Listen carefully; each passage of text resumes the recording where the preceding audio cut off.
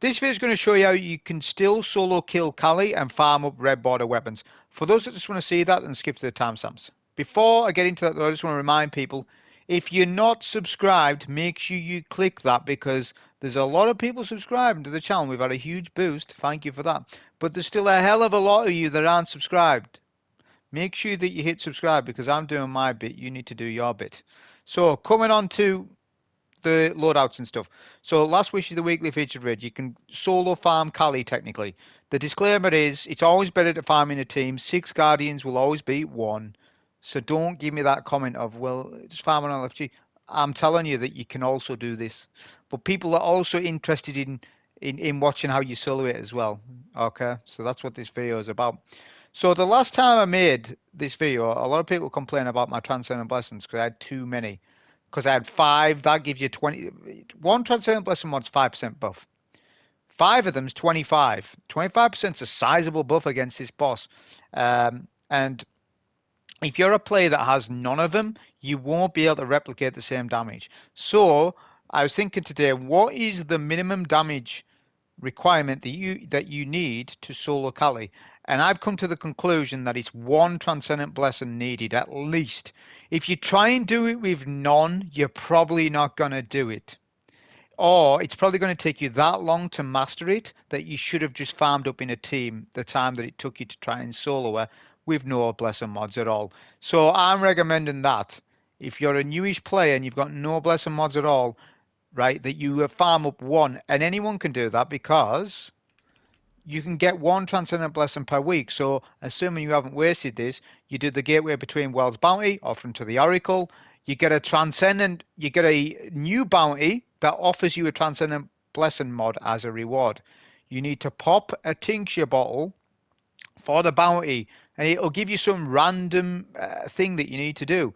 Follow what the bounty says. There's a couple of them. I'm not going into it for you, but it'll tell you on the bounty what you need to do. Don't worry. Just do it. Pop a bottle. Get your mod. Once you've got your mod, then do your build. So step 2 is your build. Put your Transcendent Blessing mod in, probably a class item. I've got mine in Sun Braces, but the reason why I've got it in Sun Braces is because I've got 2 Sun Braces. Right, I've got my normal gameplay Sun Braces and I've got my Kalli Sun Braces. Most of you don't have it like this. So just put it in a legendary piece that you don't care too much about. Because remember, when you run Transcendent Blessing, you lose stat. It's the dumbest mod. It's one of the dumbest mods in the game. I don't even know why it still works like this. But that's just how it works.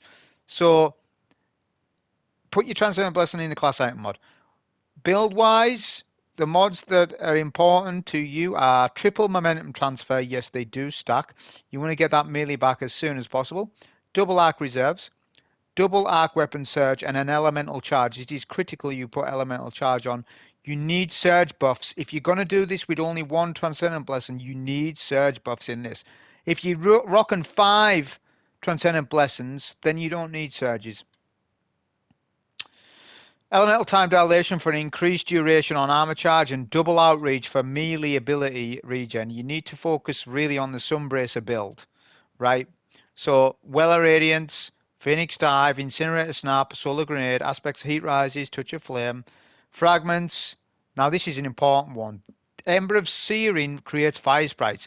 This is going to give you access to surges. This is going to make your weapons do that much more damage, which every little bit of damage counts in this. If you're using only 1 Blessing mod, so you need this on. Ember of Ashes for more stacks. Ember of Torches for Radiant. Ember of Eruption for increased ignitions. So that's the build. Weapon-wise, you want to rock Double Slug Anarchy. From my tests as of today, I ran a Double Slug Anarchy loadout, and that was consistently doing the most damage out of any other loadout. So I was trying, for example, Dragon's Breath Double Fusion or Double Slug. I was trying that type of loadout. And this week, it's harder to trap Kalli than what it used to be, which I'll explain in the video. So things have changed since update, whatever it's called, 7.3.5, whatever it's called. Kalli's a little different. It's weird. So Dragon's Breath's no longer as good now for this. Not that they've nerfed Dragon's Breath, I'm not saying that. I'm just saying that it's not as good for trapping Kalli. It's very, very inconsistent. You don't want that.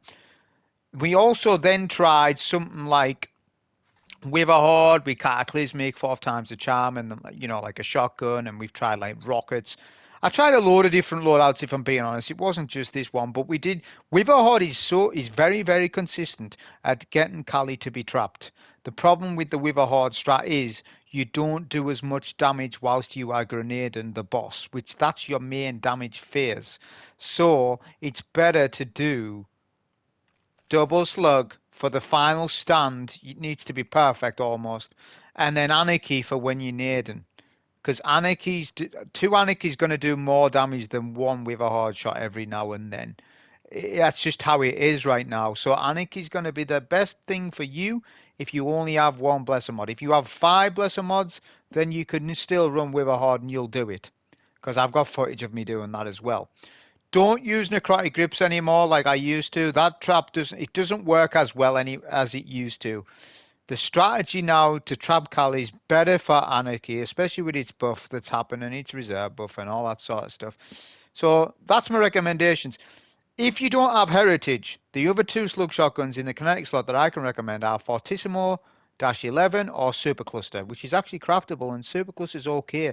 It's not a bad shotgun, but it's not as good as heritage though. Although it's got surrounded on it, and you could make some use out of it in this, I would imagine, with the Thrall. Or just put a different perk on it if you wanted. It's up to you. First in, last out. You can get this from Days of Eternity. I imagine veteran players should have kept this. It's been a very important slug shotgun. You know why? Because there's not many slug shotguns in the game. Another good slug shotgun that no one uses, and you should, is Sojourner's Tale, because it's a solar slug. A solar slug, so rare in the game. Slug shotguns are rare in general. So you've got that one, and you've got the one from Root of Nightmares, which is craftable and is better than these 2, if I'm being honest. But if you don't have them, first in, last out, so reliable. This shotgun's good as well. But those are the recommendations for slug shotguns. I don't recommend fusions too much. Fusions aren't going to do as much damage as a slug. Not in this, because of Kalli's crit spot. So that's the recommendations for weapons, loadouts, etc. So showing you the footage, obviously we've got double arc reserves on, so we'll get an increased amount for anarchy, so we can sort of spam it. I'm going to slow down the footage so that you understand the Kalli trap. Right, so you first shoot her with any gun that you want, just to activate her, then jump out of the way so you don't get bumped. Because if you get bumped, you're going to miss your anarchy shots. These need to be hit. 2 anarchy shots needs to be hit to the body as the shield goes down. Then you need to race to your plate. You can't mess around. The quicker you get to the plate, the quicker Kalli spawns in. But Kalli, wherever she's gone, is still stuck with anarchy, which is keeping her favourable. But you need to re-stick it or re-apply damage over time. That's why we have a pre-nade pop down and anarchy traps, right? Then we go for a melee kill and then spam melee build, right? Whilst we're in the air, we will do the odd anarchy as well to help with melee energy, because when you're hovering on this class, any damage you do helps you get your melee back. So we're doing a mixture of nades and anarchy, but only 2 anarchy, 1 to 2. 2, it maxes damage at 2, so you may as well do 2 rather than 1. But yeah, just make sure that you're having a good uptime on the killing of the scions, which when you step on play, it spawns in a scion on the top right hand side. There's the other wave, but don't worry about the other wave. It's mainly that singular scion, or thrall should we call them, right? That needs to be killed with a melee to then 360 turn and keep doing your nades. Keep picking up the fire sprites, because the fire sprites are going to give you surges, and you need every little bit of damage if you're doing this with 1 blessing mod. It seriously is tight, so you need to make sure that you sort of run picking those up as you melee the thrall. Keep pushing damage until at least the K. You need to get the K damage on the HP bar, at least, to make sure that you get final stand. The damage is tight, it really is. With 5 Transcendent Blessing mods, she would be dead by now, because look at her health, you know. So we're lacking 20% damage to what I would usually do. On final stand, it's really important that you get your Weld Arm, 2 anarchy, and then spam slug. Reapply anarchy, and then when you run out of ammo on 1 slug, swap to another one. Don't just keep, you know, don't ever reload on final stand, because you will lose if you do that. That was a solo on this. Hope you enjoy. Thank you.